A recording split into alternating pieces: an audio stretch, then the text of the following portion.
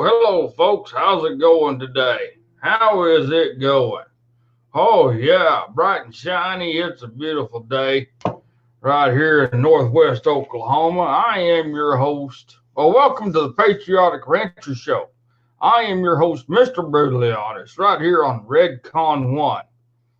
The truth is here. The truth is always here. And you're not going to get no bullshit from Redcon 1 or from the Patriotic Rancher, Mr. Brutally Honest, because they call me Mr. Brutally Honest for a reason. Because I am honest and I am brutal about it, and I just don't care. And that's what's been missing in our society for so many years. And I don't care if I step on somebody's toes. I don't care if I break them damn things. If you got eggshells, you better get them out of the way because I'm going to smash them. Hey, Ed Rutledge, how you doing? Reb, Tim Walker, Jonathan, how's it going? You guys be sure to like and share and invite everybody you know. Invite all your family, your friends, your brothers, your sisters, your aunts, your uncles, and everybody you like and everybody you don't like. And even invite the trolls. Invite all the liberals that you know, because tonight we're going to talk about some stuff, and the liberals need to hear this. You know, I found some interesting stuff today, ladies and gentlemen. It just makes you wonder. Hello, Mr. Finnerty. Guys, I got a problem. For some strange reason, Facebook is not letting me share anything other than to the pages that I manage. That's it. I can't share anything out. So I can't send it to somebody's page about the show. So guys, I need your help. I need you guys to invite people, because people probably are not getting these notifications that the show's on. I can't share it to all the other groups out there. For some strange damn reason, Facebook's not letting me do that. And I do not know why. You know, it boggles my mind. And but for some reason I can't share it. Yeah, invite Nancy Pelosi to watch this damn thing. I want her to see it. I really do. Because she might learn just how goony she is. And I think all those years, those dentures wobbling around in her mouth might have shook her marbles loose. But yeah, guys, I need your help. So invite everybody, send out notifications, let everybody know that we're on. Because Facebook's not letting me do it. And I don't know why. I was only able to put my deal on Redcon 1 and then my deal on the Patriotic Rancher page. That's it. I couldn't even put it in the groups. Patriotic, Mr. Brutally Honest supporters group page. I couldn't put it there. I have no, I might be. Hey, Wendy Lawrence, how you doing? Thank you for joining us. Thank you. You're a first timer. I don't remember seeing you before, but thank you for being here. All right, guys, we got this raffle going on for the 1022 Ruger rifle, and also for this beautiful cross right here. And we got these two things in the raffle, and I found out today we are having something else made. Harry's wife, is making something, and Harry Sebold's wife is making something. And ladies and gentlemen, I want to show y'all something. She made me this. She made me this. What do you guys think of that? I think that is just beautiful. That is all embroidery work. Every bit of it is embroidery work. But she made this, and we're going to hang it up back there on the wall tomorrow. I'm going to go cut a stick, black locust stick, and I'm going to put through there, and we're going to get it hung up tomorrow. But every bit of that is embroidered. Even this is all embroidery work. That is just beautiful stuff right there. I mean, let me get that up closer. Maybe you guys can see it. That is beautiful work. That's all embroidery. But I want to say thank you to her for that. You know, that is just beautiful stuff. It really is.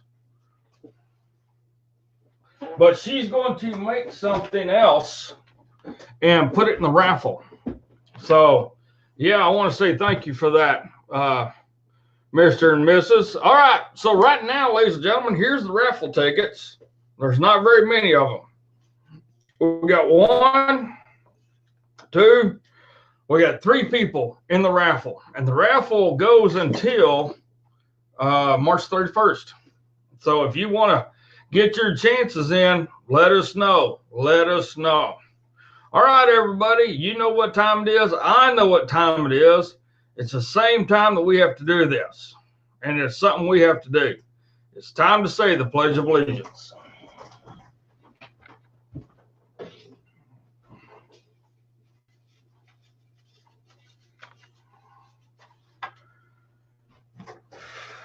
I pledge allegiance to the flag of the United States of America and to the republic for which it stands, one nation, under God, indivisible, with liberty and justice for all.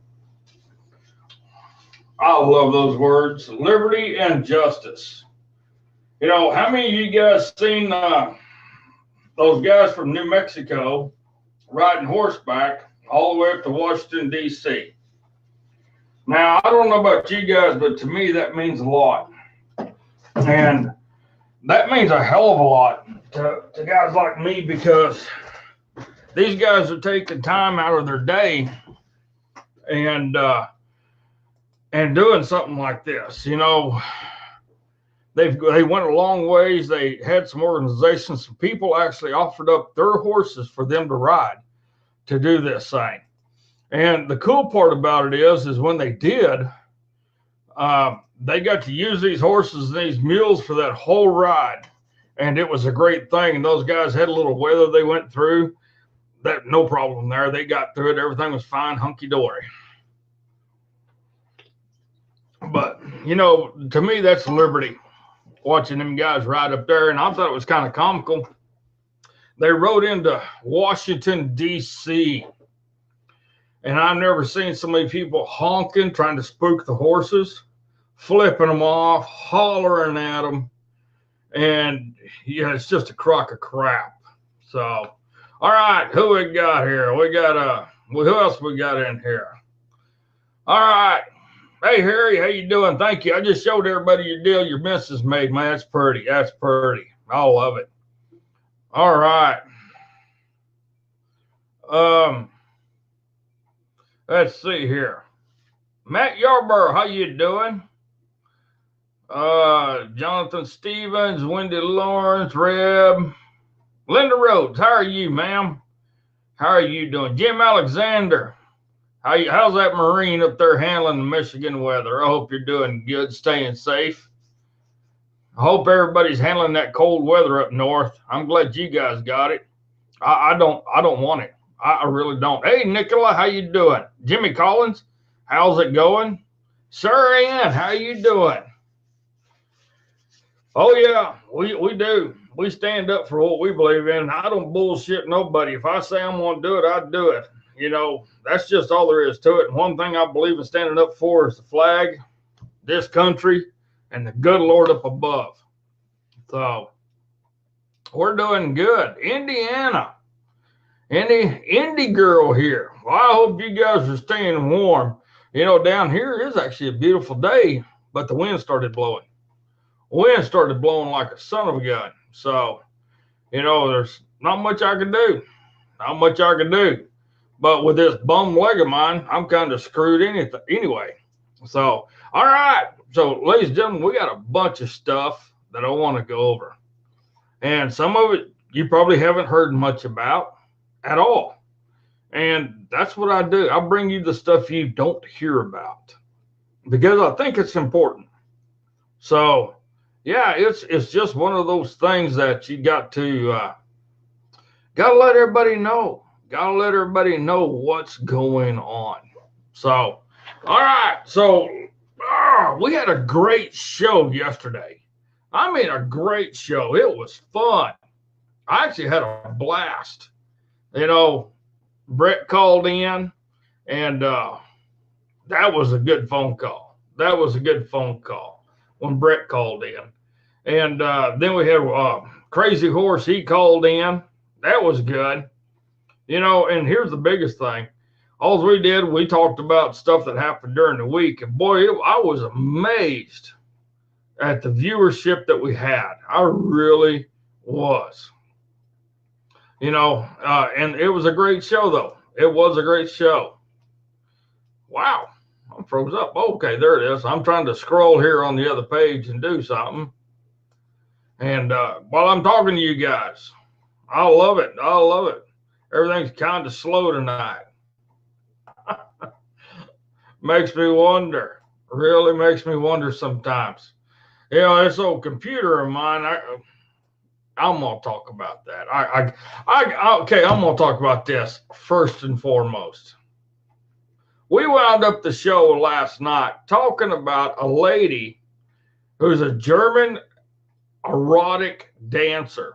Not exotic, but erotic, who wants to be black. So she went and had injections done to make herself look black, right? We talked about that last night.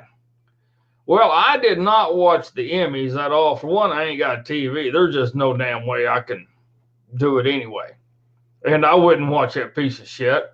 That is for damn sure. I would not watch it at all.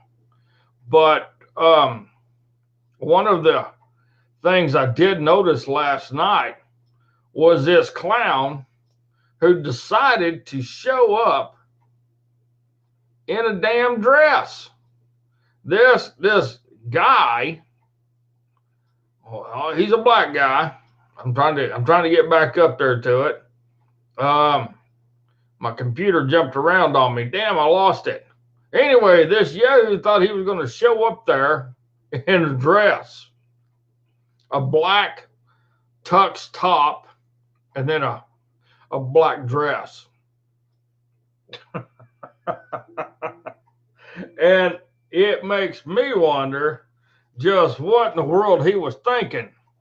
It really did.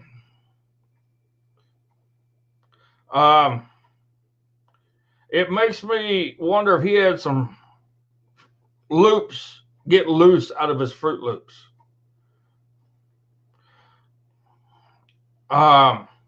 It makes me wonder what people are thinking now, that it's okay to show up in dresses. I'm a man, and I have a swinging thing between my legs that I was born with, but at the same time, I'm going to wear a dress to an event. Yeah, there it is right there.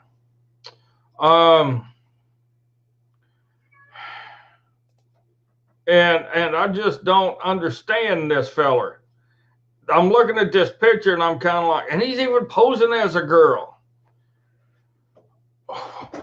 Really?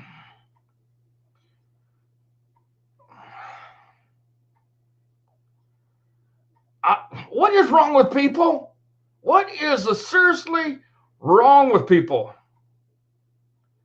I just don't understand.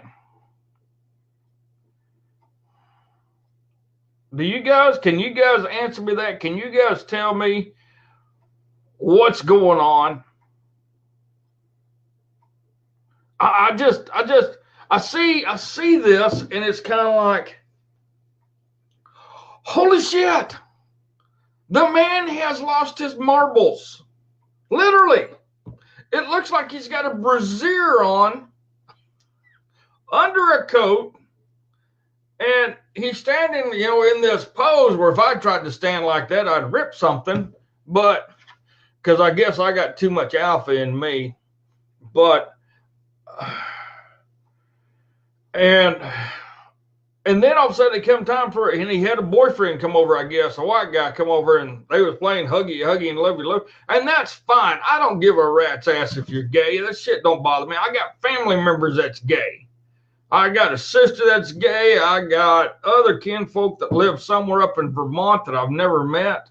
They're all gay as a $3 bill, and I don't care. That's their business, not mine. But when I seen this, I about rolled on the damn floor. It just, it looked like that's right, Linda. It looked like a ballroom dress. And I'm kind of like, wow. So that's the Oscars. And the hypocrites too of the Oscar Association is so outrageous. Hollywood, along with our representatives, are saying we don't need a wall. We don't need a border. We don't need a fence. We don't need anything. We want everybody to come across the border, right? Okay. All right. Well, why did the Oscars last night put up fences around everywhere so people could not get in? Could y'all tell me that? Why did the Oscars Association put fences in the streets, literally fences in the streets, like dog kennel fences, to keep people out? And they put security there also, police officers and stuff. Why'd they do that? Hollywood, along with our representatives, are real famous for saying we don't want fences. We don't want borders. We want everybody to be able to do what they want. But yet they had fences up there.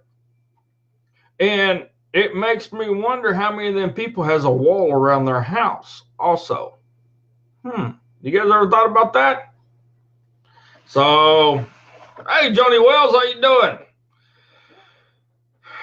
Yeah, that's right, Jeff. I agree with you 100%. I agree with you 100%. We need to do that. And yes, Harry, you are absolutely correct. People want attention. And that's all it was. People are wanting attention. And it's a shame.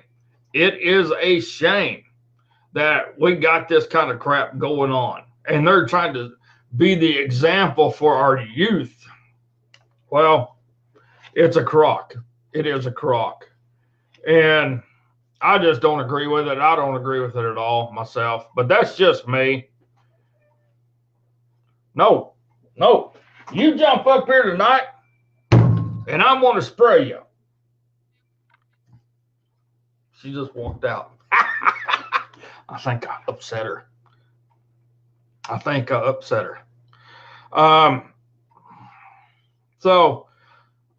One of the things too that really got my attention is what they're doing to get the attention.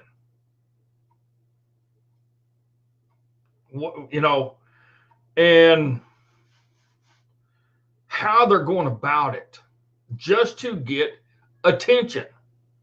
Maybe it's just me, but I want you guys to tell me what you think. Do you think that people are going out of their way, not only to get their 5 minutes of fame, but to go step it up another level to get attention like they never have before? You guys let me know what you think. It's unreal.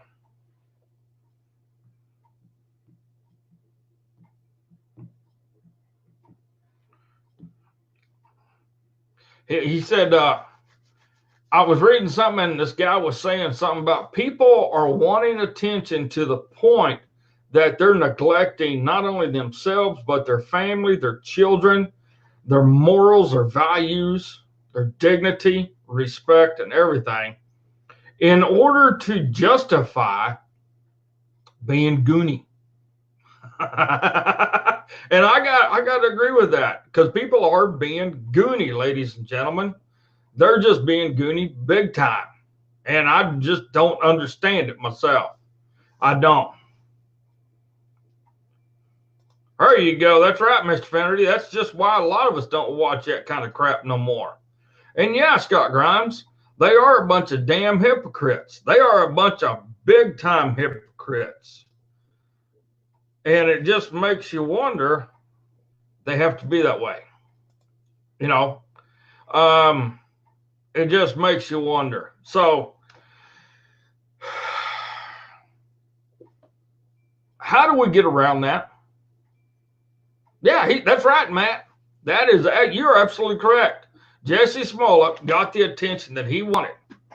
But how do we get around that? How do we get away from that? What do you guys say? How do we get around that? Makes you wonder, don't it?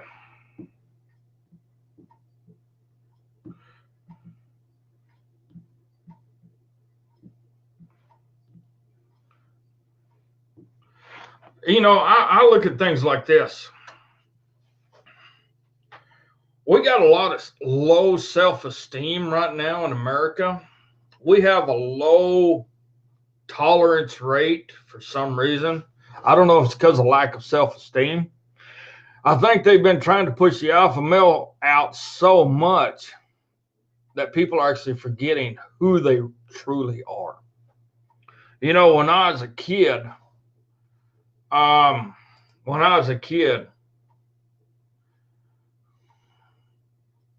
we actually got in trouble for playing dumb. We did. We got in trouble for being dumb, especially when we're out messing with cattle and stuff like that. And trust me, if the folks didn't get after you, or your grandparents didn't get after you, the cattle will, or the horses will, or any kind of livestock will, because if you're being dumb, trust me, they're going to let you know that you're being a dumbass by running you over. They're going to ram you against a fence. They're going to do anything just to let you know how stupid you're being. You know, and back in the day, too, people took pride in everything they did. I don't see pride in none of this stuff. I see ignorance. And it's almost like ignorance has taken the place of honor, dignity, valor, respect, morals. And maybe that's just me. And that's right. You're right, Matt. We went through a period there during Obama's years where everybody's not a winner, but everybody's going to get a freaking trophy. And there is no losers. No losers at all. Bullshit. You know, a lot of us work our ass off. We work our ass to the bone just to try to get ahead every single day.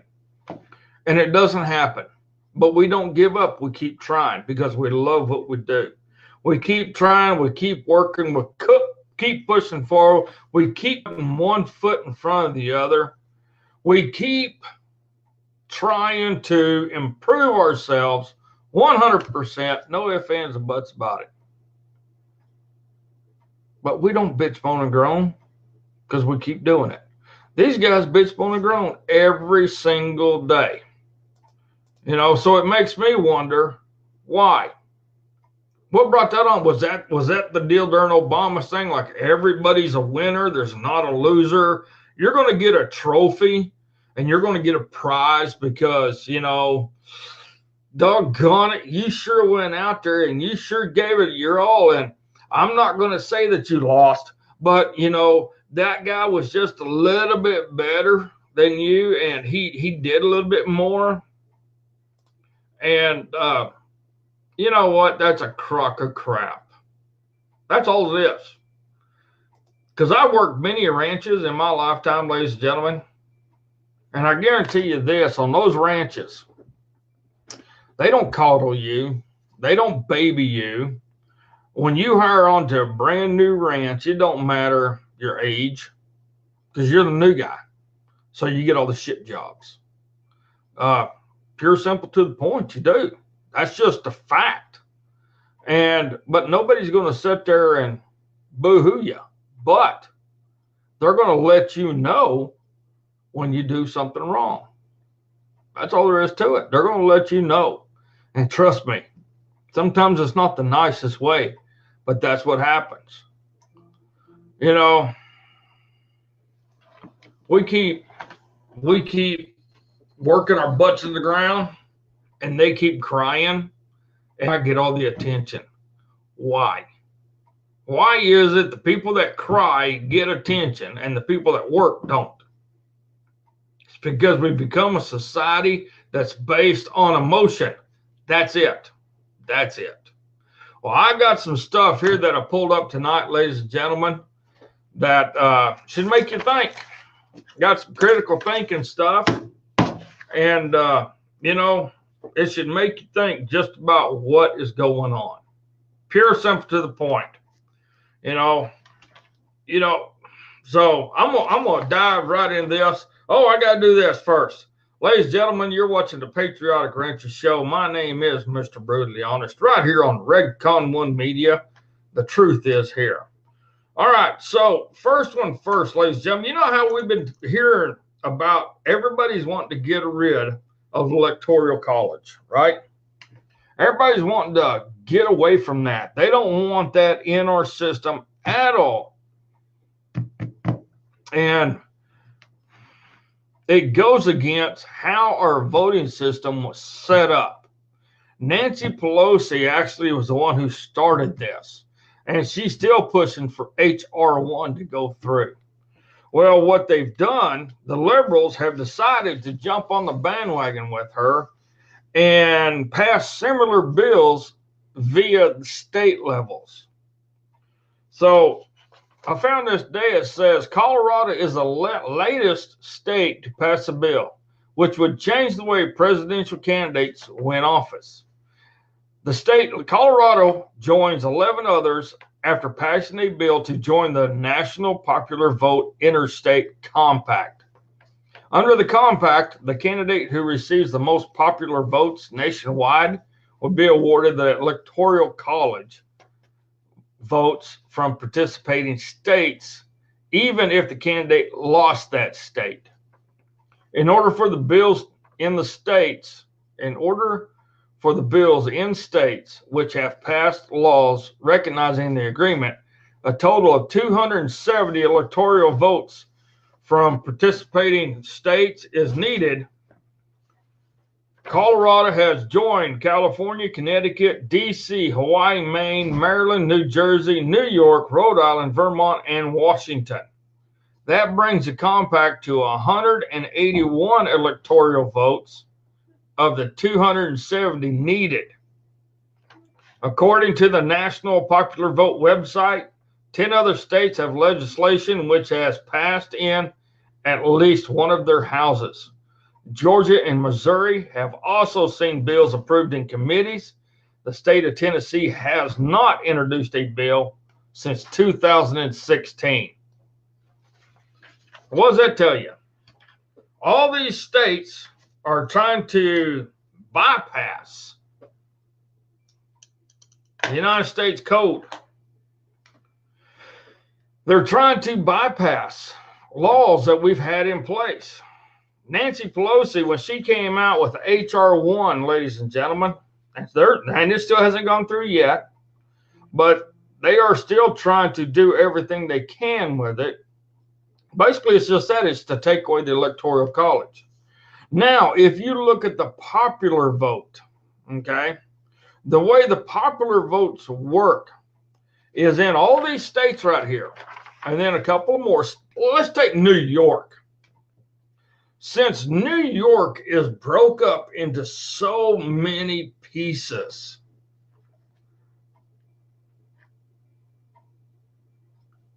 that's a popular vote conundrum right there. That's a huge amount of votes just in certain counties in New York, Florida, California, Washington State. Don't ask me how Washington State, because the two biggest liberal cities there, Spokane and Seattle, but trust me, they are. And also Oregon now. But it makes you wonder how they can have so much pull that outweighs the Electoral College. Now, here's the biggest thing, too. The Democrats want to get rid of the Electoral College, for one, because the popular vote don't mean nothing. It doesn't mean nothing, and it never has meant anything.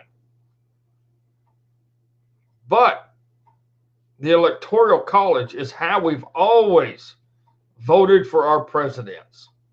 Now the Democrats are wanting to change this, ladies and gentlemen. And along with this, you have to read H.R. 1 because it states this: redistricting. You heard me right. In H.R. 1, it's redistricting. That's what it boils down to in a nutshell, because they want to redistrict everything, which means they want to get more people in the liberal states, in the liberal places. Therefore, they can get more liberals. Because with the popular vote, they got it. They're going to win this thing hand down. No ifs, ands, or buts about it, ladies and gentlemen. There's no way they can't win. If all of this popular vote crap goes through, I guarantee you a Democrat will win the 2020 elections. No ifs, ands, or buts about it. It does not matter if President Trump has 99% of the states in red. All he's got to have is a few key spots: California, New York, Florida, Georgia, Iowa, Washington. Those popular vote states, those places right there will actually elect the president. So our votes won't mean diddly shit.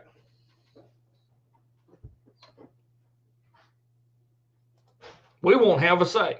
We will not have a say at all. That's all there is to it. That's all it means. We won't have a say. What do you guys think about that? What do you guys think about this idea of all these states trying to pass this popular vote to steal our voting rights away, ladies and gentlemen? And that's what it is. It's stealing our voting rights away. When you boil it down to it, this is where everybody needs to get hold of their damn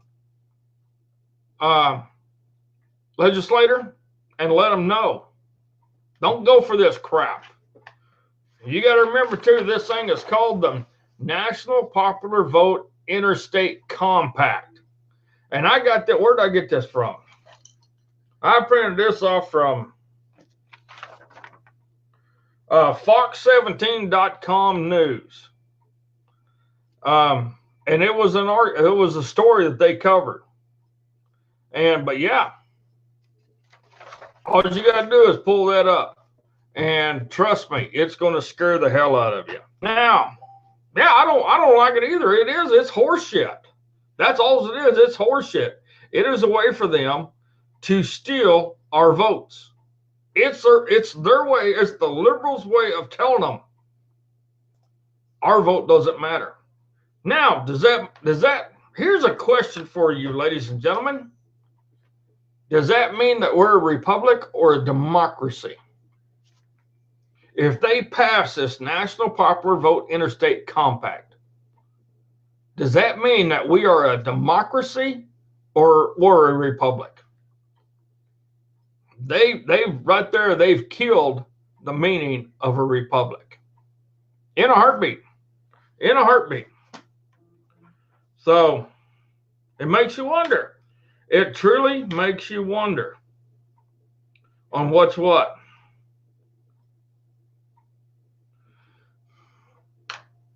You know, it makes you wonder what's going on. It does me anyway. It does me.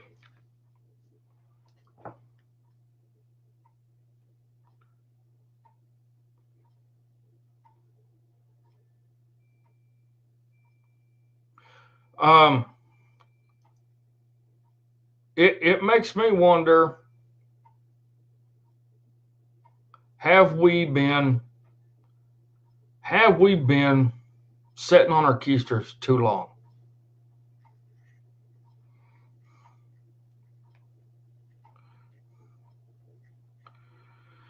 Have we been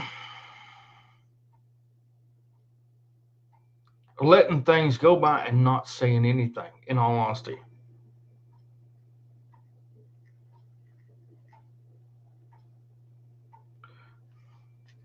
You know, that's one of the things. That's one of the things that makes me wonder what's happened to our republic. In all honesty, what's happened to our republic?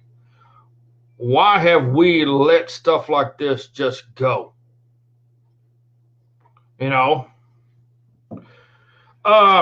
yeah, but Jim, you're right. The president can veto it, but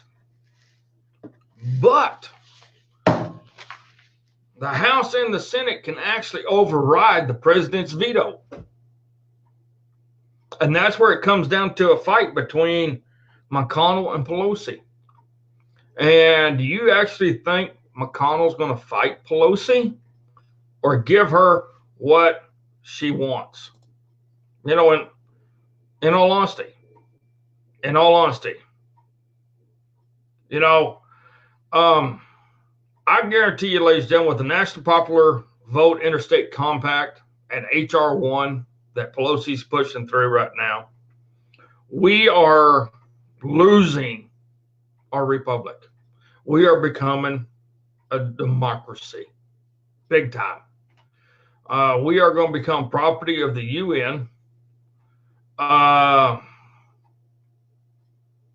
We are going to become property of the EU. We're going to become property of a one world government, a new world order.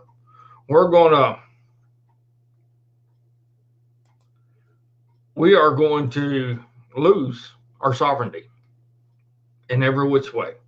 So this is where each and every one of us have to write our senators, write our congressmen, and tell them this is a crock. I'm talking on the state level and on the federal level. That's all there is to it. That's where all there is to it. You know, I don't understand.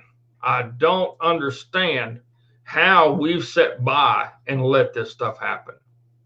Well, I do know how it's happened is because we don't hear about it. We don't hear about it at all. So I got another one here for you, ladies and gentlemen. I got this one from the Free Republic. U.S. court rules mail-only draft is unconstitutional. The mail-only draft is unconstitutional. When's the last time we had a draft?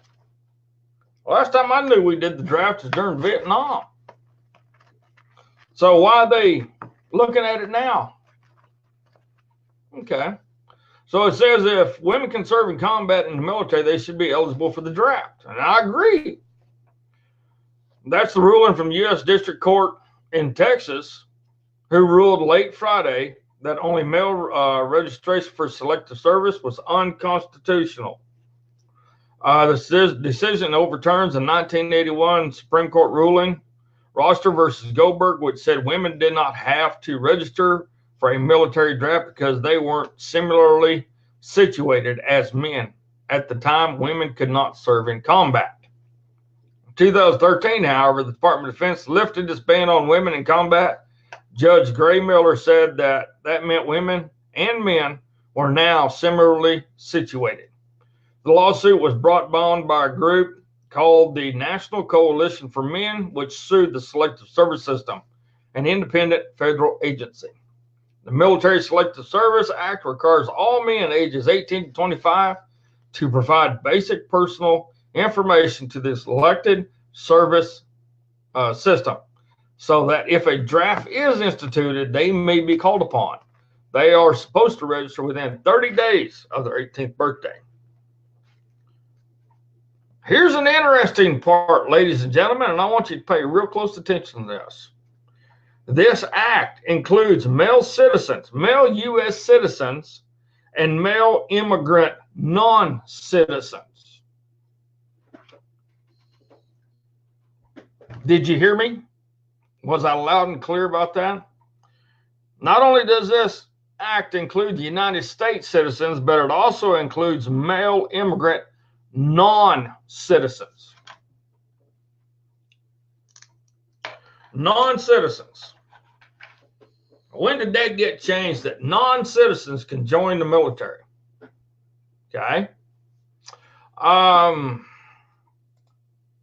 Makes you wonder, don't it? Makes you wonder. Now, me and Donna was talking about this earlier. Here's a question. We have all these illegals in this country riding our system, men and women. Would it be beneficial to go get those illegals, men and women, Hispanics, make them join the military, do a 3-year stint? If you're going to come here illegally, you're going to serve our country. What do you guys think? You guys think that would be something that needs to happen? You know, I signed up for selective service. I was proud to do it. I didn't have any problems doing it. So, but when I read it back then, I didn't read anything that says non-citizens.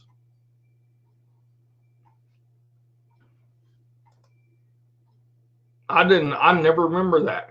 I don't remember that at all. But that's what it says.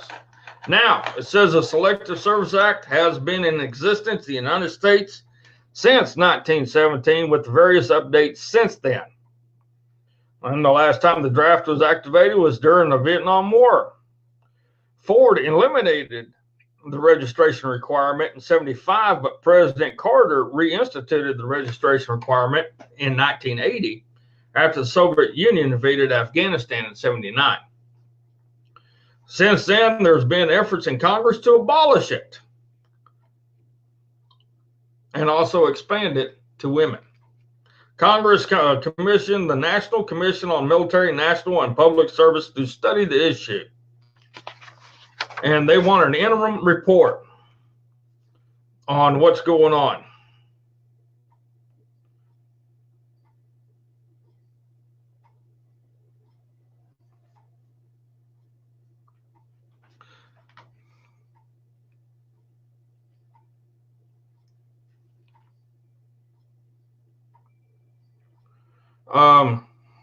Give me a second here.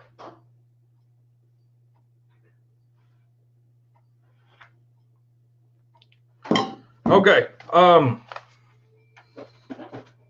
Since then, there's been Congress. The interim report showed many men may not even realize that what they've registered for, because it's part of getting a driver's license or applying for financial aid. The final report will be issued next March. The judge has not issued an injunction to stop the selective service. Now, you guys got to remember something. The judge that did this was a district judge, not a federal judge, but a district judge. And a district judge cannot overturn a Supreme Court ruling, no matter how you look at it. It's got to go to an appeal now. So, are they going to appeal this? And this brings up a very good point, ladies and gentlemen.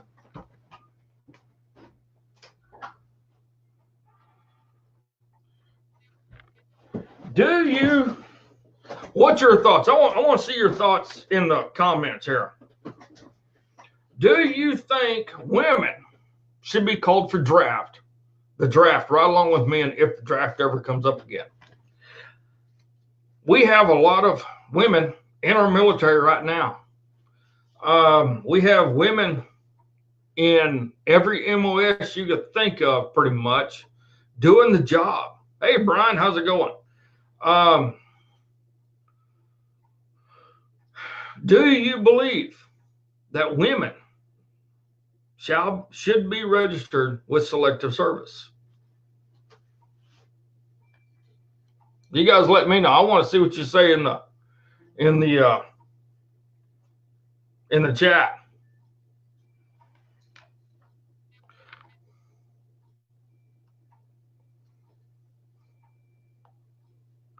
It's hard for me to do three things at once.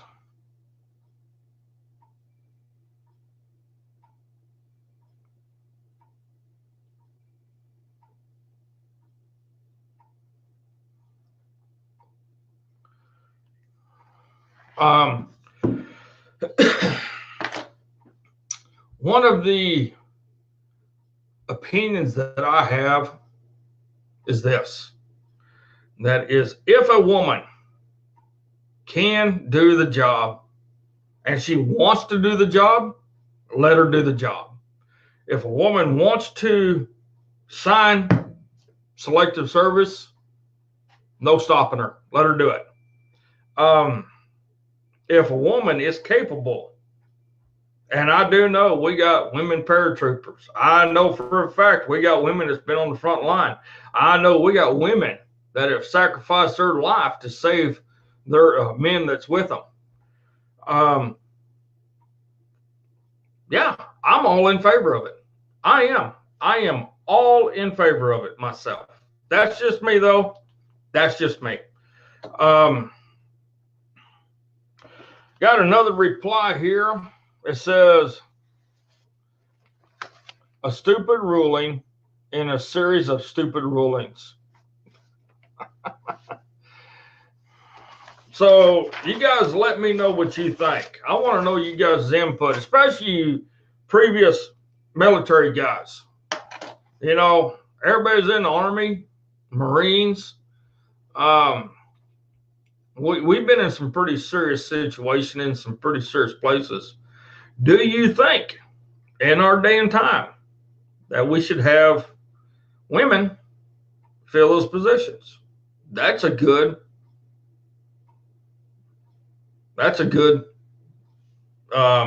good question. So I'm going to have to wait for y'all's answers. Y'all tell me, because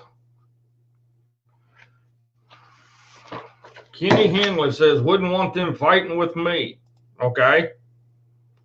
Linda Rhodes says she comes from a strong military family, and whoa, in my mom's living room, she has pictures of all in uniform. Awesome. Yeah, and I agree with Jason. If they want equal rights and they want to serve, then let them serve. No ifs, ands, buts about it.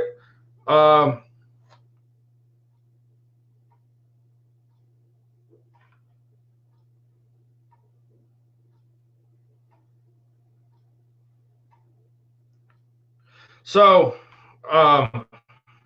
here's one of the things I have. We have people since back in the day fighting for women's equality. No, women are not strong as us. Women are not built like us. Women handle things different than we do. A lot different than we do. But my final opinion is on this.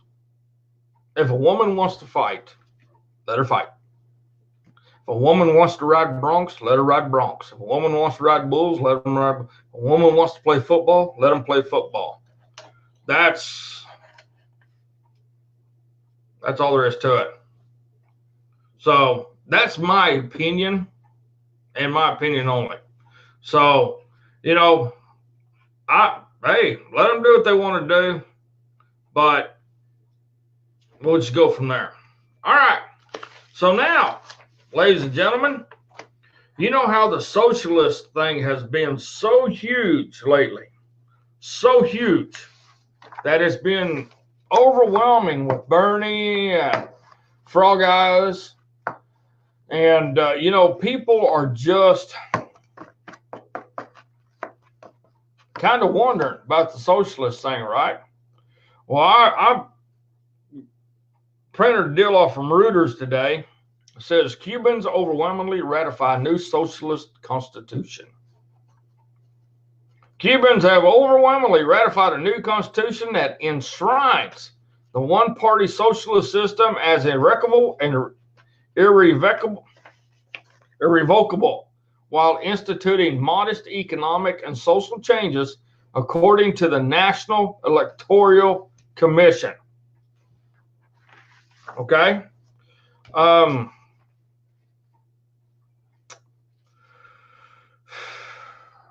Alana Guterres, president of the commission, said at a Havana press conference on Monday that preliminary results showed 84.4% of the 8.7 million potential voters participated in the Sunday referendum. She said 86.85% of the voters ratified the Chapter 9% opposed ratification, and 4.5% spoiled or left ballots blank. By comparison, in 1976, when the current Constitution was ratified, 99.02% of the voters in a 98% turnover reportedly ratified. Just 54,000 were opposed. Now, something you got to realize here, there is no independent observers of Cuban elections. However, citizens may observe the count at their precincts. Scattered local reports on social media seem to somewhat confirm the results. So, when you take a country like Cuba, and this brings up a very good point. When you take a country like Cuba that has been under communist socialist rule since Fidel Castro took over the regime, how hard would it be on the people to put a ballot in front of them to get rid of the Socialist Party and have them vote on it? How hard do you think it will be for them to willingly accept a new form of government that they have no clue about, have never seen, have never heard about, with open arms like they do the socialist ones? You know, we look at things and we take a lot of things for granted, ladies and gentlemen. We do. We take a lot of things for granted. One of the things that's taken for granted is our freedoms and our liberties. They don't have them. If they had them, ladies and gentlemen, why do we have so many people coming from Cuba via rafts into Florida? If everything was so good down there, then why are so many people wanting out? And then you got to look at the government itself. Of course, they're going to push their social agenda. And yes, they're going to make it sound like they're going to change things and make things better. But since Fidel Castro took over, nothing has gotten better. Everything has gotten worse. The only good thing that's gotten better in Cuba is Gitmo. And I'm sorry to say that, but Gitmo has constantly upgraded their security, their personnel and everything. And that's the only thing that's really improved in Cuba as far as I know. So it makes you wonder, ladies and gentlemen, it really does. It makes you wonder just what is what, and the government's going to say, well, we have this new deal. We're going to put out this new socialist referendum and we want y'all to vote on it. And we're going to promise you this, this, and this. Okay. All right. Promise me this, this, and this. And let me see what you guys think of it. Oh, don't worry about it, because in the future, things will be better. In the future, everything's going to be just like you want it to be. Now, I worked on some ranches that was kind of like that. And I'm kind of like, no, I ain't going for that.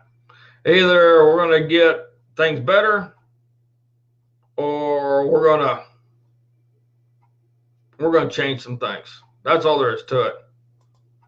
That's all there is to it. And we're fighting our own type of socialism right now, ladies and gentlemen. Right now, we are fighting our own type of socialism via red flag laws. And we have a lot of red flag laws going into effect. And that's why I'm trying to look these things up. I'm trying to bring them to you. And because they're pushing through a lot of them that are going to do nothing but take everything away from us. And that's what they're trying to do in a nutshell, is take everything away from us. And they should not be allowed to do that. And we have to stop that somehow, some way. And that's the tough part. That is the tough part.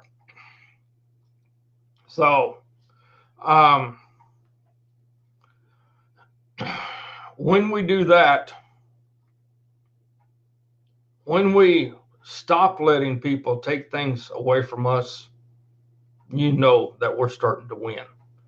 But the day we stop letting them take things from us, that's the day the fight really begins.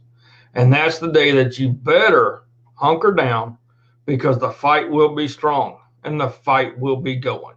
No ifs, ands, or buts about it. That's all there is to it. That's all there is to it. So, all right. So I'm going to take a break here for just a second, ladies and gentlemen, but I got something for you. I want you guys to watch this. This is something new that I've put together, and I'm actually going to run this for my other page, which is the old quit. Damn it. Whoa, whoa, whoa, whoa, whoa, whoa, whoa. Damn. I keep forgetting there's such a lag in this computer, you know, so when I'm doing this show. So I'm going to take a little break, but I want you guys to watch this and let me know what you think of it. All righty? Be right back.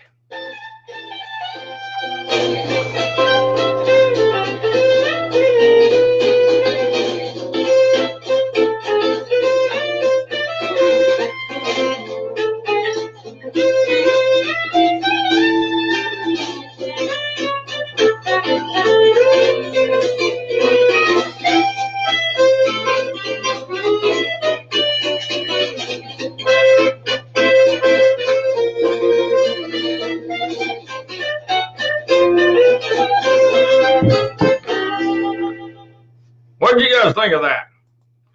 What did you guys think of that? I thought that was kind of cool myself. I thought that was cool. I'm going to use that for the horsemanship page. So, yeah, I hope you guys like that. I'm getting a little bit better at this video editing. But anyway, it's that time again. It's the top of the hour. You're watching the Patriotic Rancher Show. I am your host, Mr. Brutally Honest, right here on Redcon One Media, where the truth is here. The truth is always here. No ifs, ands, buts about it. And they call me Mr. Brutally Honest for a reason, because I just don't give a damn. And I'm going to be brutally honest with you folks, even if it hurts me. So, all right. All right. So I started today, this afternoon, I started looking at some things, and something told me, ladies and gentlemen, just to go to the Senate and to the House pages of the federal government. And I'm glad I did. I'm glad I did. Because I came up with I found some things that really make me wonder what's going on. What's going on? So I'm going to read this one here. And this is actually a good one. This comes from the Senate. All right. It passed the Senate and it passed the House, and now it's on its way to the president. This is Senate Bill 311. It's called the Born Alive Abortion Survivors Protection Act. And this is to amend the 18th U.S. States Code to prohibit a health care professional or practitioner from failing to exercise the proper degree of care in the case of a child who survives an abortion or an attempted abortion, being enacted by the Senate, the House, and the Congress. Requirements pertaining to born alive abortion survivors There's a chapter 74 of Title 18 United States Code is amended after asserting this section 1531. Basically, what this thing says, the degree of care is if a doctor is present or a female goes into an abortion clinic and a baby is actually born, they cannot set the baby aside and let it die. They have to administer care to that baby and help it live. Or if they go in and do anything to try to kill the baby without pulling it apart, pulling it out, and the baby survives, then they must administer care, whether it be a C-section, an emergency C-section, or anything, to help that baby survive. This bill right here is pretty awesome. And guys, I advise you guys to go read it. It's Senate Bill 311. I could read you this whole bill, but it even covers civil remedies, civil action by a woman on whom an abortion is performed. If a child is born alive and there is a violation of subsection A, the woman upon whom the abortion was performed or attempted may, in a civil action against any person who committed the violation, obtain appropriate relief.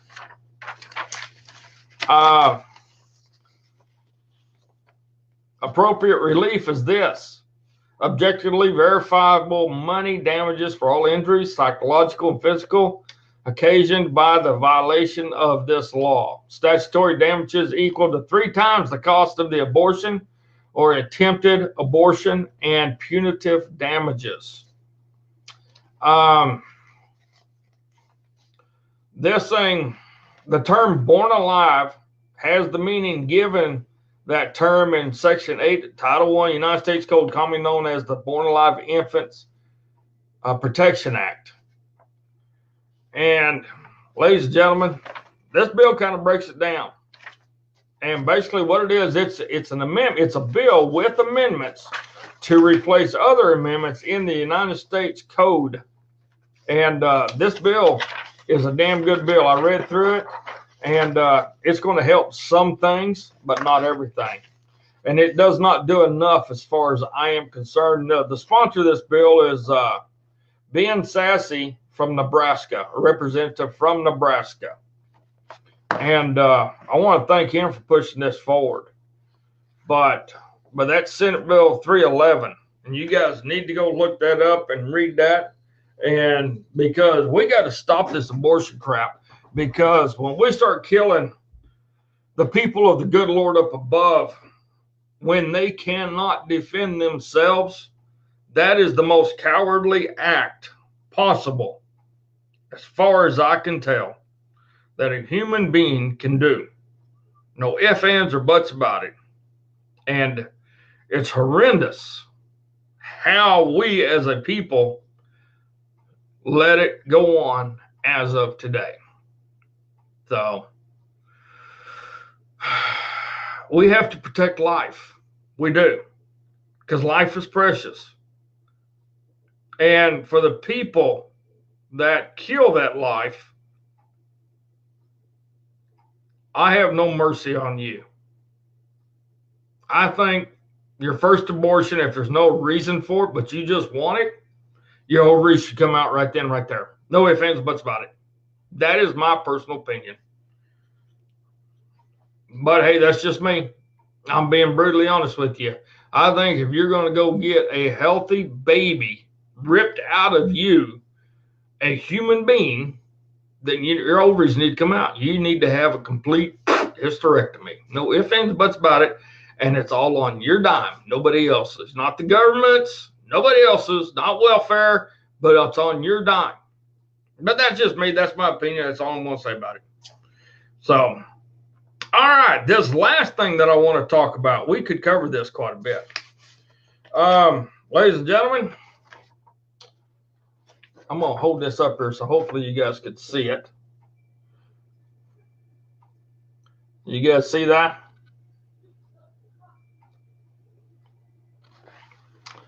House Resolution 140. This has been agreed to in the House. It has been sent to the Senate.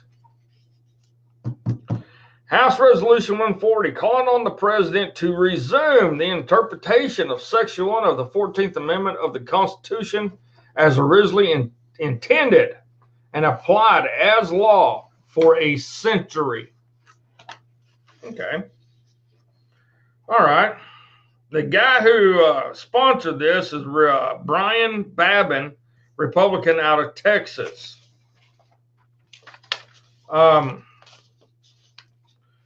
This states, and this is, you know, the funny thing about it, this is a resolution, okay? It's not a bill. So it's just a bunch of typed out words, and I'm going to read them to you. I'm going to read you this. It says, calling on the President to resume the interpretation of Section 1 of the 14th Amendment of the Constitution as originally intended and applied as law for a century. Whereas the language of the 14th Amendment to the Constitution is recognized as vital for its contributions to civil rights law, due process, and equal protection under the law. Whereas the first sentence of Section 1 of the 14th Amendment of the Constitution was intended to assure that no state could deny fair and due citizenship to any formerly enslaved person domiciled in the United States. Did you guys catch that? You guys catch that right there? They could not deny fair and due citizenship to any formerly enslaved person domiciled in the United States of America. Whereas the jurisdiction clause of the 14th Amendment was specifically included to modify and clarify all persons are naturalized in the United States.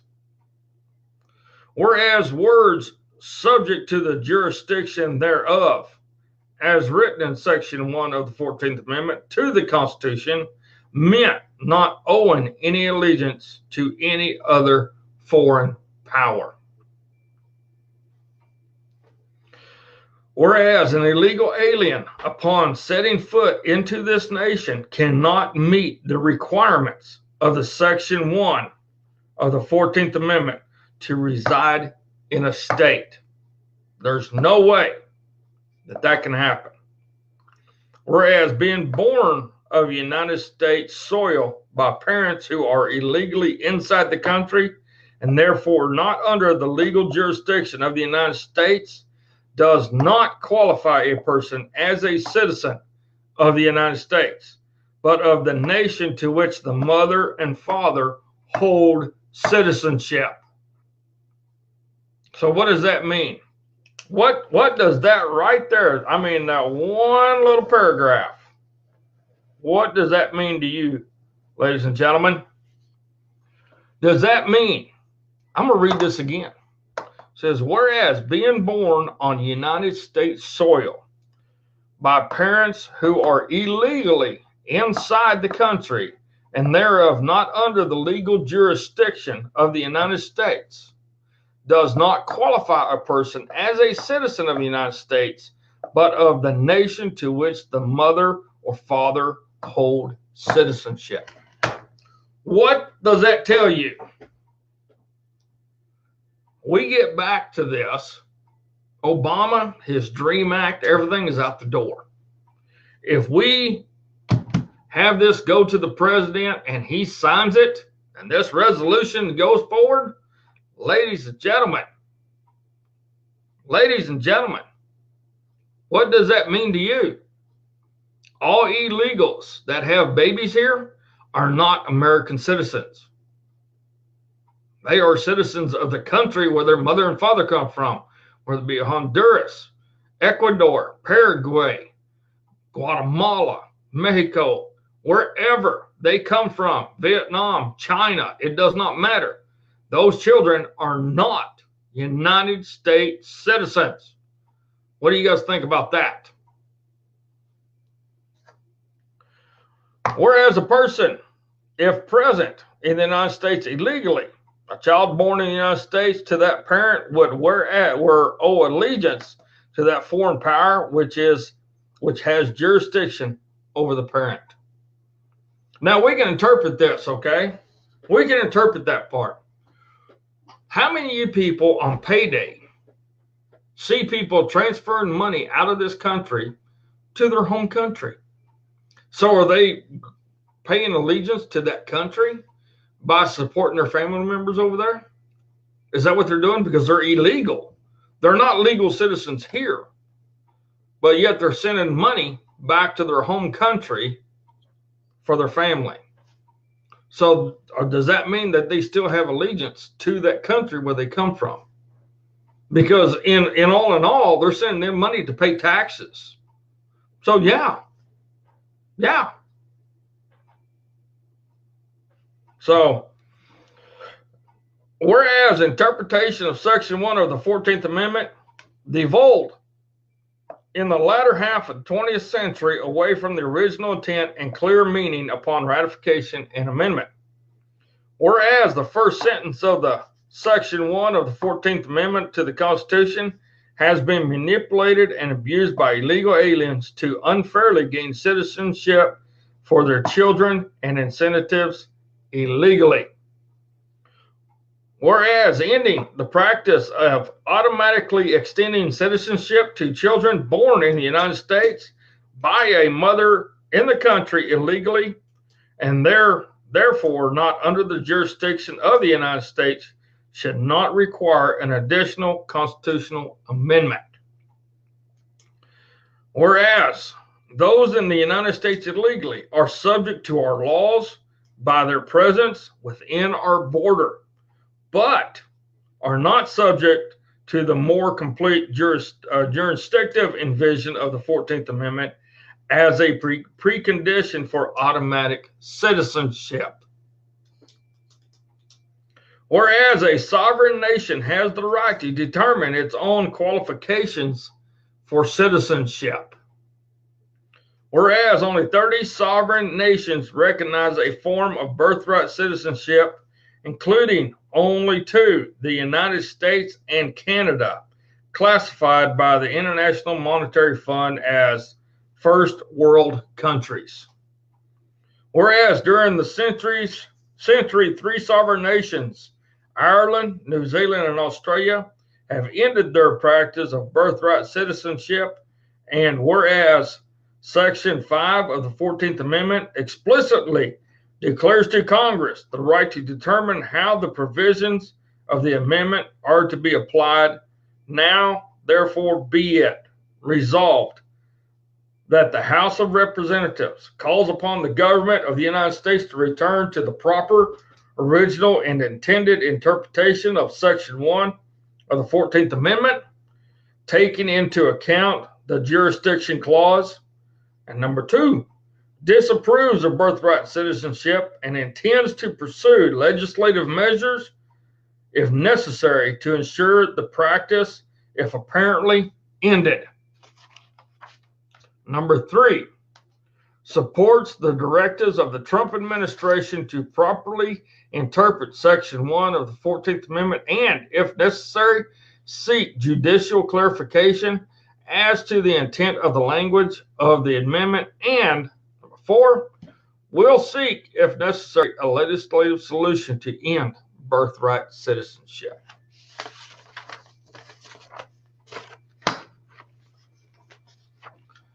Now, I seen something up here, and Lee, I'm going to circle this. Actually, I'm going to circle both of them. This is a tracker. These trackers are on every bill, every resolution, everything. Can you read that? What does that say? Agreed to in-house. This was agreed to in the House of Representatives and sent to the Senate. I downloaded this from the Senate's webpage. Not from the House of Representatives, but I downloaded this from the Senate. So this already went through the House and it was agreed upon. Now, this has been referred to, it was referred to on the 22nd to the House Committee of the Judiciary. That was the last action of it. So where's it at now? If it's in Judiciary, where's that at? Senate. So what does that tell you, ladies and gentlemen? What does that tell you? You know, it sure makes you wonder, doesn't it? Sure makes you wonder what's going on. Now, you guys can call me because I want to talk about this for a little bit. I really do. I really do. Because I'm on this other one over here. I'm going to pull up Section 1 of the 14th Amendment.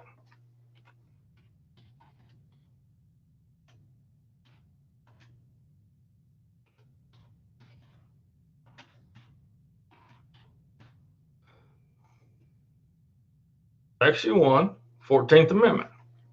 All right. So just as soon as it loads, I'm going to actually read it to you.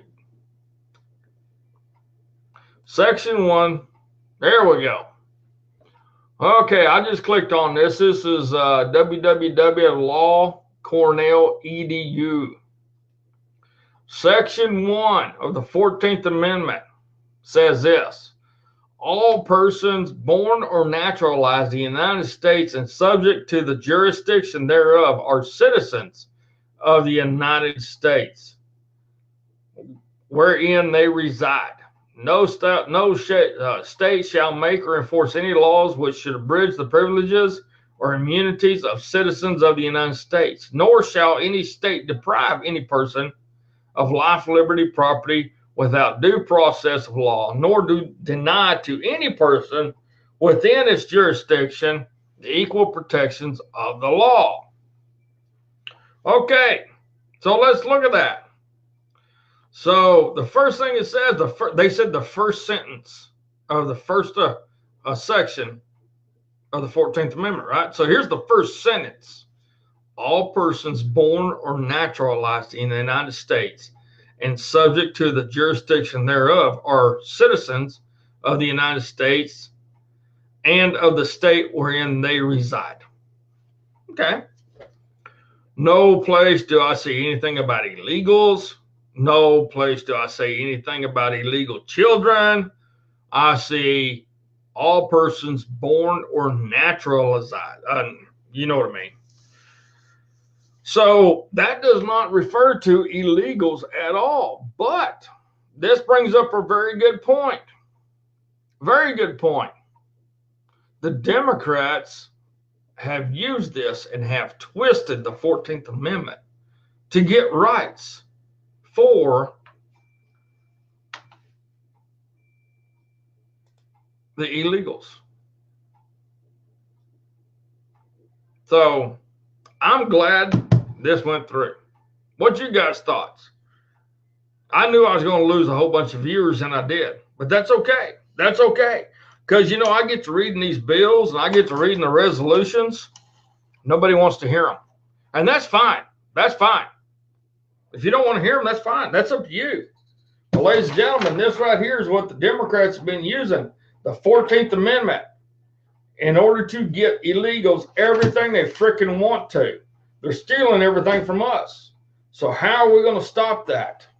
How are we going to stop that? I just don't understand that. Anita Rodriguez, man, it's been a long time. How in the world are you doing?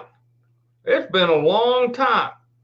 You know, and this is one thing too. The reason why I wanted to read this today, ladies and gentlemen, is because we have representatives who wrote this resolution. It's House Resolution 140.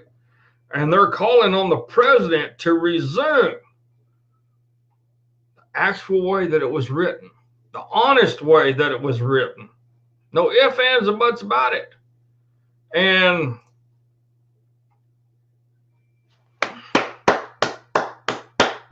that's all I got to say. It's about damn time. My phone line is open, ladies and gentlemen. My phone line is open.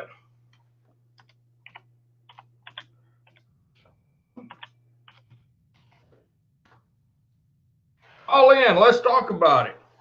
You know, it's amazing what we see, what we know, what we learn when we start looking stuff up.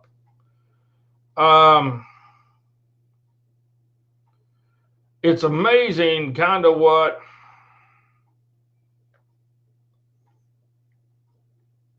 we have let get by us and we have not been informed of. Or is that just me? You know, I look at it this way, ladies and gentlemen. This is where we, as the Republic, need to pay attention to this stuff. This stuff's important. It's just as important as all that bullshit that you're seeing every single day.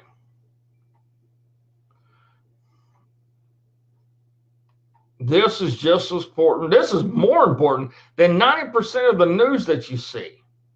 This kind of stuff right here, ladies and gentlemen, is what makes or breaks our country, and you don't know about it at all. Because I guarantee you what, no news outlet is talking about House Resolution 140.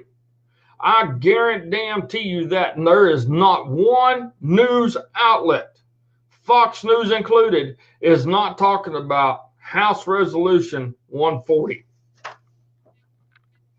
And by chance, something told me to go there today and look it up. So I did.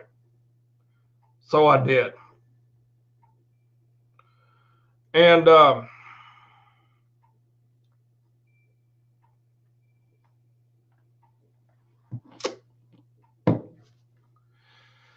I'm glad I did. I'm glad I did. Because when I did that and I read that, I was actually flabbergasted that we have a Republican by the name of Brian Babin from Texas, District 36, that stood up. Now, if you're in Brian Babin's district, get a hold of him, call him, support that man. Because we need more senators like him and more House representatives like him that's not afraid to do that kind of stuff. So,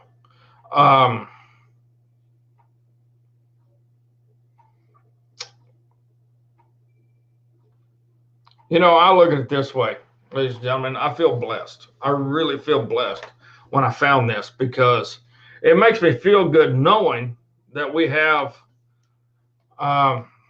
individuals doing that.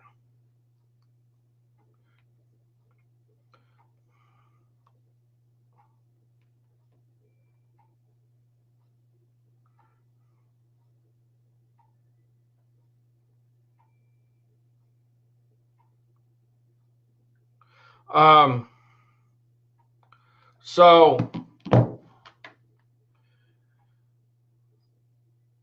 what do? We have to learn. I'm having a brain fart here. I'm sorry. We have to fight. We got to look. We got to research. We got to support the people who's behind the scenes that's helping us out. And there's a bunch of them. So, you know, it makes you wonder, ladies and gentlemen. It really does. It makes you wonder how we are going to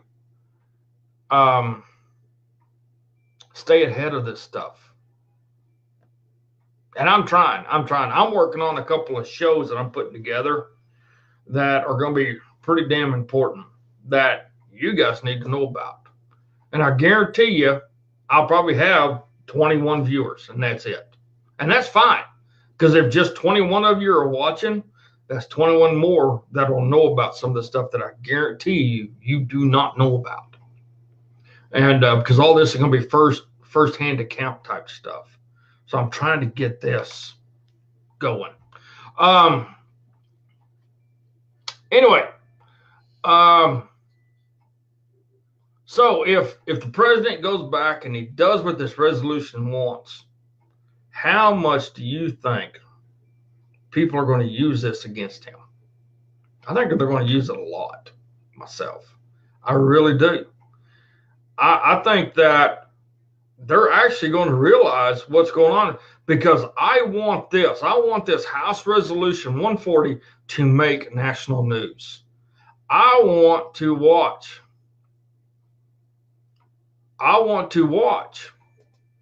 somebody take this from my show and put it on national news so everybody else knows about it. I can't. I wish I could. I really do. I wish I could. Ladies and gentlemen, because every time I try to share things, it won't let me. I don't know why, but it says I'm not allowed to share anything to any other pages that I don't manage until Wednesday at 6:30 p.m. or some shit like that. But you know what? Here's the funny part. I actually got a letter from Facebook today. I got a letter from Facebook. And it says, here is your unique code to confirm your identity on Facebook. You are now authorized to run ads related to politics and issues of national importance on your page. Thank you, the Facebook security team.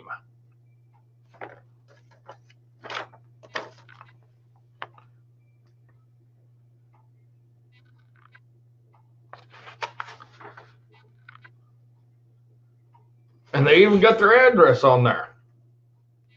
Look at that. It's kind of like, okay, all right. So I kind of thought this is bullshit. So I typed in the www.facebook.com/ID. Boom, went right to my page, the Patriotic Rancher, Mr. Brutally Honest page. It went to the sections in there, and it had me go through these deals. And then it got to where I put in that code. When I put in the code, it said, yes, we verified your address. Yes, we verified your ID. You are who you say you are now. You are authorized to run ads on this page for political issues and national importance. So, is this a national importance? Would something like this, House Resolution 140, be a national importance? Maybe. So, and I agree with you, Linda. Linda Rhodes says, I'm tired of illegals coming here and getting free this and that. They get all the types of support. Whoa.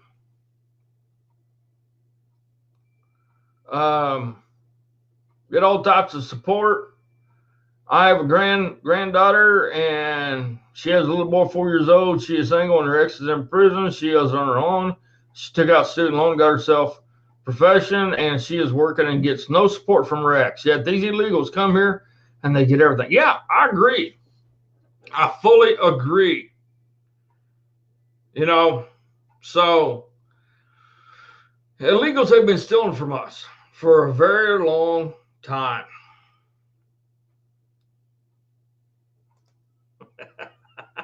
I know they are, Jeff. I think they sent me this because I did not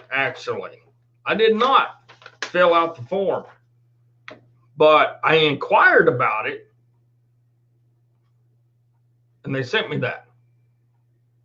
So yeah, I agree, Lee, until I post something that they don't like. Until I put some kind of ad or some kind of national importance thing on there, yeah, they're not going to like it. I'm not going to do it. I need to talk to a professional about it. I need to talk to somebody that's got their poop in a group on this kind of stuff. Because if I was to post some kind of ad or national importance thing on there, trust me, I'd probably be in jail fast. But that's what it is. So, it just makes me wonder. Hello, you're on the Patriotic Rancher Show. This is Mr. Brutally Honest. Who's this? Hi, it's Anita. How are you? Good, Anita. How you doing? I'm doing really good. Awesome.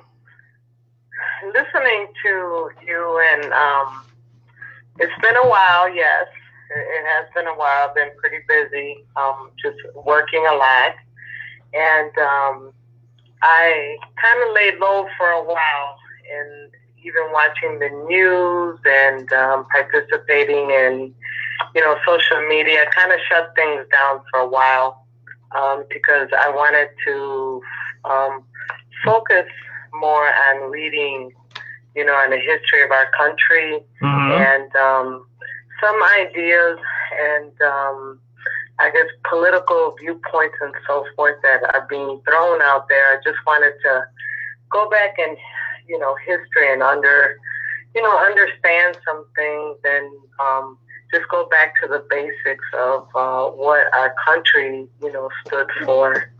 And it really breaks my heart from what I'm seeing right now happening in this country. Right. I do believe in our laws. I believe in the system that we have here. I believe in capitalism.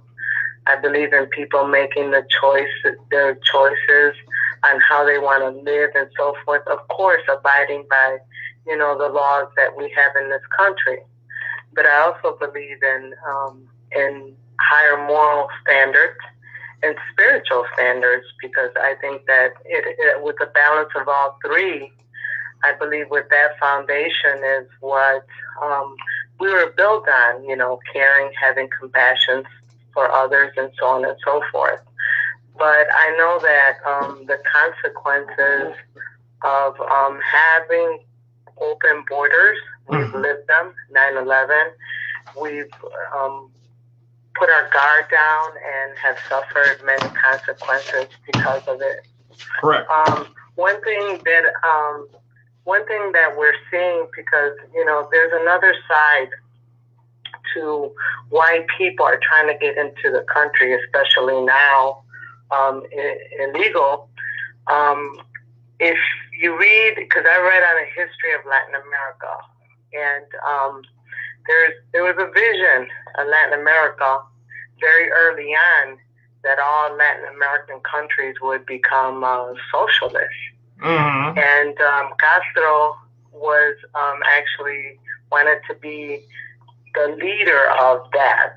And he started having these meetings with all the leaders of Latin American countries, but most of the leaders in Latin American countries would not buy into it. Some of them did, but most of them would not, because they knew economically the idea of socialism and the ideology of socialism, it doesn't work economically. You're going to run out of money. Capitalism is what works, and we understand that. But because people want power, and that's the main thing, power, they, get involved in these ideologies and these regimes. And we saw what happened in Cuba. We've seen what's happened to Venezuela and other countries that have adopted these ideas and ideologies. There's a lot of people suffering in Latin American countries because of the abuse, because the injustices, because of it's so poor, that people can't even get milk. They can't even get the basic necessities that they have. Now, that doesn't mean that we as America have to open our borders to all this because everyone's suffering in these other countries. Right. I believe what Venezuela is doing. The people are out in the streets fighting, for their democracy again. They're not wanting to come and flood our borders and try to get into our country. No, they're there fighting like you wouldn't believe, for our democracy. And you barely see on the news anything about it. Right. You don't see much about it because there is a new uprising here in the United States of groups speaking about American socialism. They're trying to revive or have some kind of charismatic movement and trying to revise like a democratic socialism, saying that's not the socialism over there that we want to bring here to the United States. It's going to be a different type of socialism. We don't know what it looks like, but we know that we can make socialism work here. Right. So, yeah, it's another version of Pelosi saying, "Oh, we don't know what's in it, but we got to pass it first, and then we'll read it and go from there." Yes, and it's very dangerous. Yes. That we have people in our Congress. I mean, we talk about, look at these people that are Muslims. Look at these with their ideas, with their politics. Look at these groups over here. And we go group by group by group with all these different political philosophies and so on and so forth. And right now, I could tell you, I thank God that we have President Trump in the White House. Yeah. I really do. And one of the reasons why I feel and I believe in him being in the White House is because first of all, he's an outsider. He's a businessman. He's not, he's involved in politics. Right. But he's not in agreement with the system, whether it be Democrat or Republican. He's not in agreement with all the ideas and everything that the Republicans have, run things for years and years and years. And then you have on the Democratic side that, it's taken over by these crazy people with these ideas of socialism and all that's being said. But the main thing is that we continue to stay united and continue to stand on our foundations and the truth and the things that we believe in, because it is going to make a difference. We saw how hard they came against Kavanaugh, and he won. First of all, President Trump, we saw how they came against him, and he won and was victorious. Then we saw how they came against the judges that Trump has selected, and we saw what they did to Kavanaugh. Oh, yeah. Kavanaugh. Yeah. And he won and was victorious.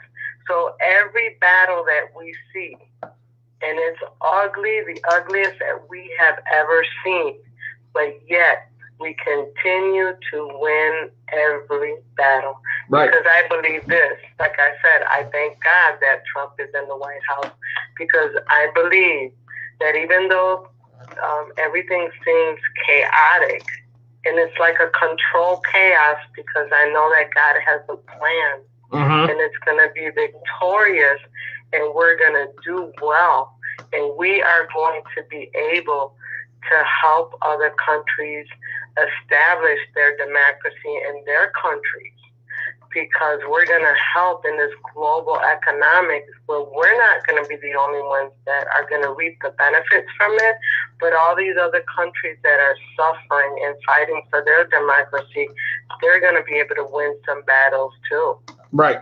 But we have to maintain a strong voice in speaking to our young women and children in colleges and universities, because they're being indoctrinated there to believe that socialism does work. Right, right. And getting back to socialism, now your descendants are from Puerto Rico, right? Yes. Okay. Have you heard about the ships that left Puerto Rico going to Venezuela that are being attacked? They're taking humanitarian supplies. Now, I actually had somebody tell me that was a bullshit story, but I come upon another one, and I believe this source, but I believe it's true. Have you heard anything about it? Well, and right now, in all the countries that are trying to take any humanitarian help to Venezuela are being attacked. Right. The military is attacking anyone at the border that tries to enter into Venezuela to give people food or water or even, just the basic necessities. They will not allow it. They shoot to kill. They're throwing bombs at them. It's crazy. The ports, you can't get into the ports. There's no freaking way to get in to help those people. Right. Yeah, and that's just it. And and President or Vice President Pence is on his way to Colombia because he's going to figure out a way to help the situation. He's going to figure out a way to help the Venezuelan people. And to get humanitarian help to them. Bernie Sanders is pushing for socialism. Ocasio-Cortez is pushing for socialism, and a couple of them ragheads up there are pushing for it, right? Mm-hmm. How come? Yes. How come you don't hear them talking about what's happening in Venezuela right now?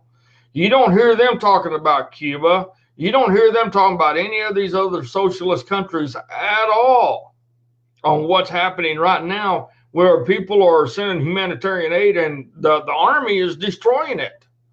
And it's kind of like, how come our representatives who's pushing this right now so hard for socialism, they're not talking about this? Bernie Sanders, all these videos from the 80s are coming up where he's saying bread lines are real good. We don't need they don't need grocery stores with full shelves. They need bread lines. And it's like he said, well, if you can manipulate the media, that is the best thing you can do. And that's what socialists are really good at. That's right. So, and it's like they're calling it here because, one thing here in the United States is that the platforms are set up for people to stand that speak, very charismatic, educated. They a lot of them, are wealthy now because they've been in politics for many years. Yep. So they gained their wealth, and they have a lot of power and a lot of people behind them to support them. So when they begin to speak, especially, they'll pick a group of people that basically the young people that are in colleges and universities that are struggling. And then they preach a message to them of, hey, if you accept this modern day socialism, it's not the socialism like Cuba, like Venezuela, like Russia, like, all these other countries, China, so on and so forth. That's not the socialism we're talking about. Mm-hmm. We're not going to remove our democracy, our Constitution of the United States. You're still going to have your rights. You're still going to be equal. If you're gay, you're still going to be able to live your lifestyle. If you're, practice a faith, you're still going to practice your faith. If you're, that's how they preach to them, and that's how they convince them. But we're going to distribute this wealth in such a way that you don't have to worry about housing where you live. You don't have to worry about your education. You don't have to worry about health. You don't have to worry about any of that because we'll take care of it. Yep.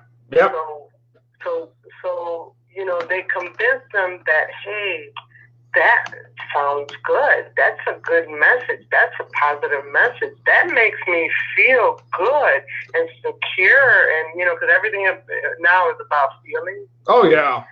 And since now they're raising the children, like you go all around the stores and anywhere you're out and about at the parks and everything, kids are barely even playing or riding bikes. There are tablets in their hands. Yeah. Where they're seeing images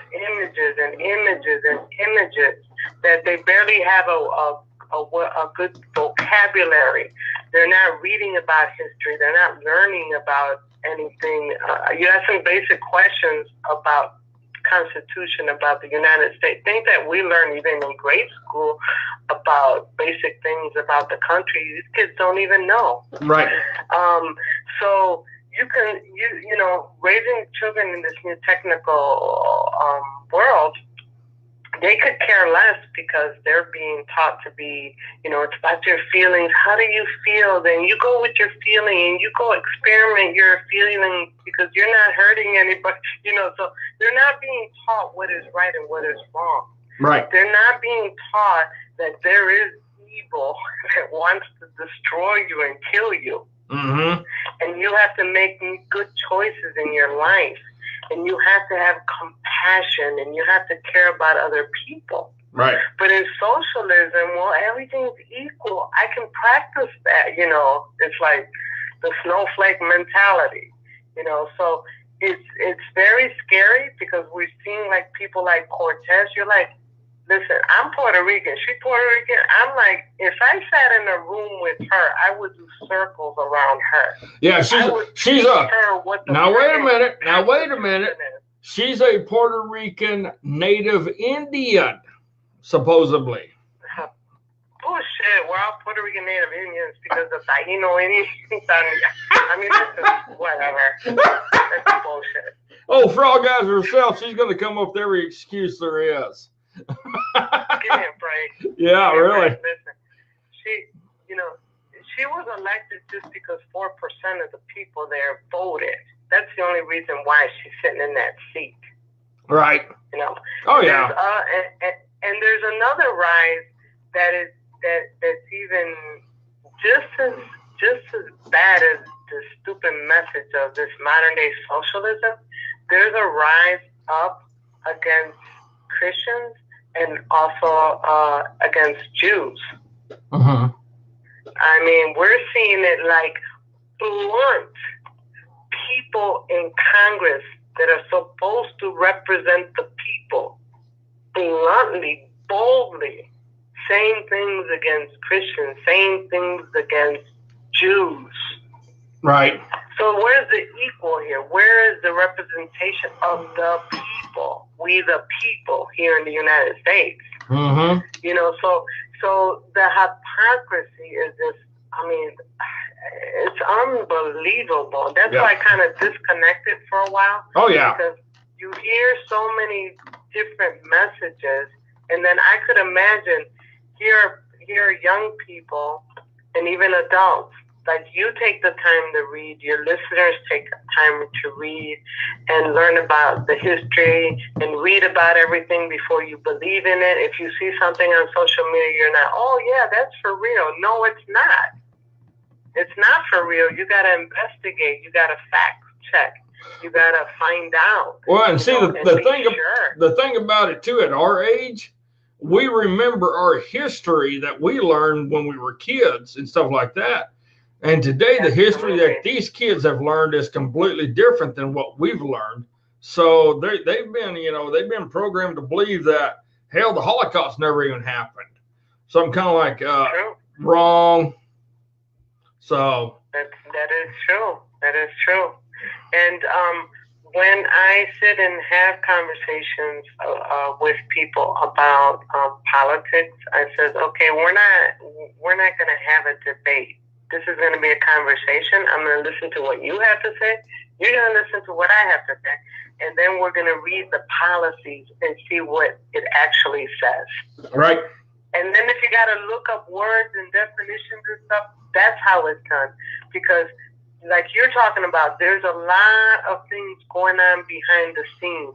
Mm-hmm. A lot of bills that they're trying to pass through that if they get through, it's a disaster for our country. Yep, exactly. But, the media's not going to tell you that. The politicians are not going to tell you that. And one thing I know for sure, which is a fact, after Trump's 8 years are up, we are going to know some shit. Oh, yeah. We are going to hear some shit because, Trump talks. So he is going to tell us stuff that we're going to be like, oh, we knew that because we're not stupid. Right, but at least someone was bold enough to finally stand up and tell us all the shit that our government is doing. Right. Yeah, it's going to be interesting. Well, thank you, ma'am, for calling in.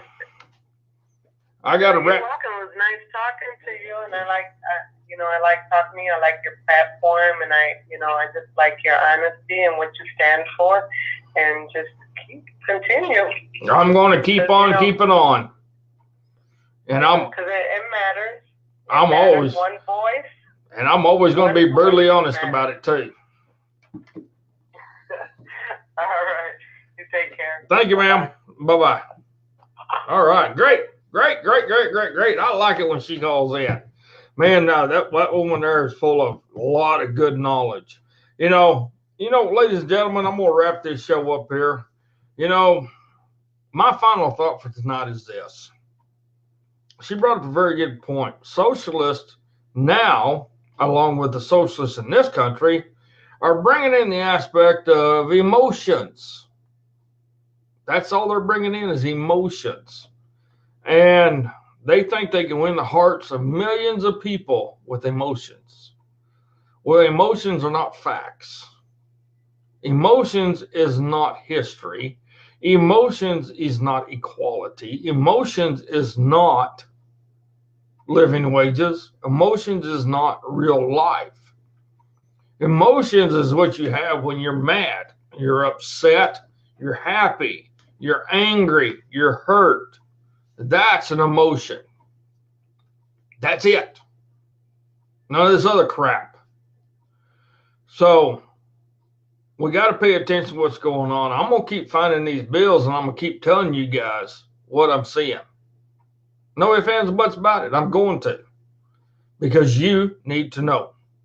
And nobody else is doing it, because I guarantee you House Resolution 140 will not make the news. Not at all. So, all right, just want to visit just a minute. I got 3 people in the raffle so far for that 1022 Ruger and the Cross. So, guys, the raffle goes till March 31st, and it's to support the Patriarch Rancher, Mr. Brutally Honest show. And,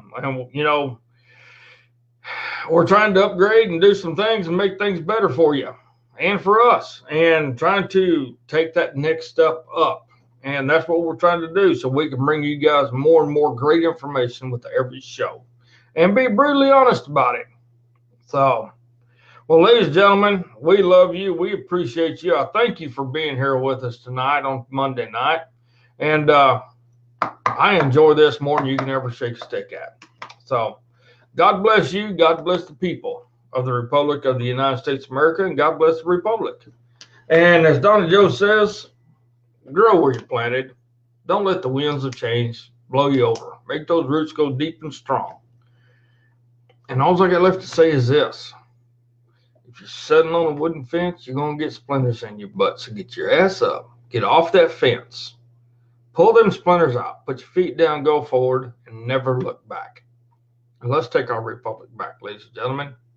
Because right here on the Patriotic Rancher Show with your host, Mr. Brutally Honest, on Redcon One Media, the truth is always here. And you will always find the truth, no matter what. So, we're going to try to bring this to you more and more and help you get going. All right? So, y'all have a great night, and we will see you guys later. Y'all have a great Monday night.